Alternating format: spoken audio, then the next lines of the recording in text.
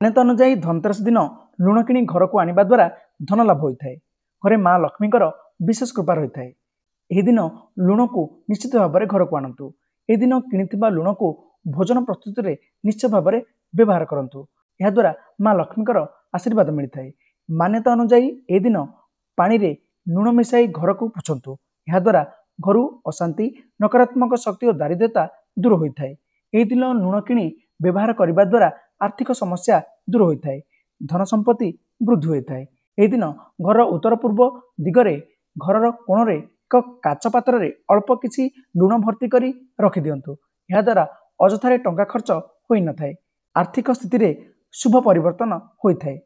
वैवाहिक जीवन समस्या लगी रहते राति यह दिन निजर शयन कक्ष एक कोण रे अल्प किसी लुण रखि दियंतु। यह द्वारा समस्या दूर होई वैवाहिक जीवन सुखमय हो। यह दिन घर रे पिलामानकु गाधोवा समय पानी रे सामान्य लुण पकाई स्नान करांतु। यह द्वारा पिलांकु सहजरे नजर लागिब नाही।